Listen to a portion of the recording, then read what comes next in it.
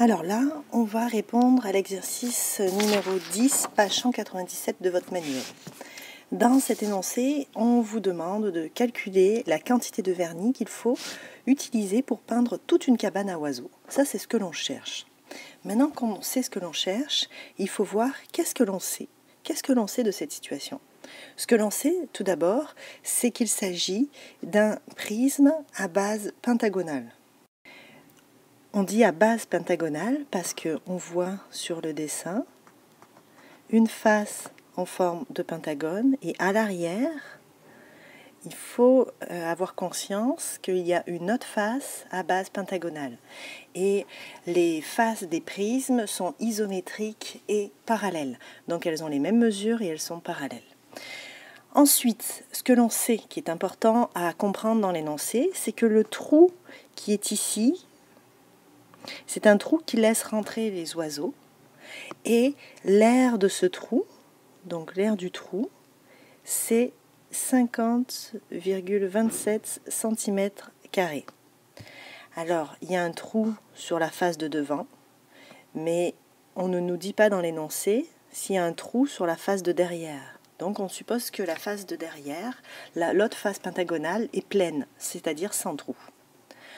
Et ensuite, ce que l'on sait, c'est que toutes les faces sur le côté, donc les faces latérales, sont des rectangles.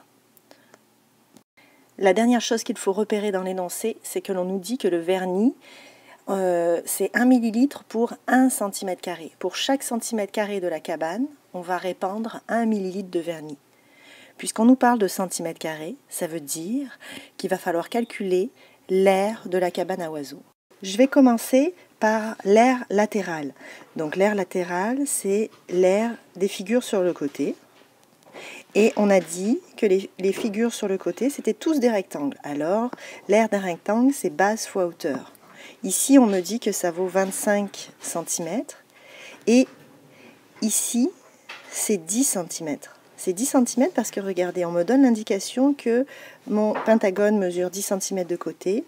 C'est un pentagone, donc tous ces côtés ont la même mesure. Le petit trait ici fait dire que tous les côtés ont la même mesure. Donc je fais 25 fois 10, ça me donne 250 cm². Il y a 5 faces, 5 rectangles, donc je fais 250 fois 5 et je trouve donc 1250 cm². Ça, c'est l'aire de tous mes rectangles sur le côté. Il me reste à calculer l'aire de la base.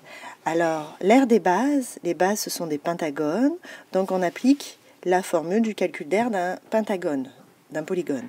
Et l'aire d'un polygone, c'est toujours la mesure du côté, ici c'est 10, fois le nombre de côtés, c'est 5, fois l'apothème. Alors là, c'est sûr, j'ai beaucoup dessiné sur la feuille, on le voit un peu moins bien, mais l'apothème c'est 6,9. Et le tout est divisé par 2. Et ça me donne 172,5. C'est un prisme, il y a 2 bases, donc on fait 172,5 fois 5, et ça nous donne 345 cm². Ça, c'est l'aire des bases. Et là, c'est maintenant qu'il faut se rappeler de qu'est-ce qu'on a identifié au début.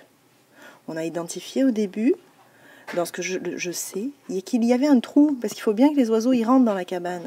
Donc, à tout ce qu'on vient de trouver, il va falloir enlever l'aire du trou. Donc, notre aire totale, ça va être l'aire des côtés plus l'aire des bases moins l'aire du trou. Et ça nous donne 1544,73 cm². Dans l'énoncé, on nous dit que 1 ml couvre 1 cm². Ça veut dire que 2 ml couvre 2 cm², 10 ml couvre 10 cm², 1544,73 ml couvriront 1544,73 cm².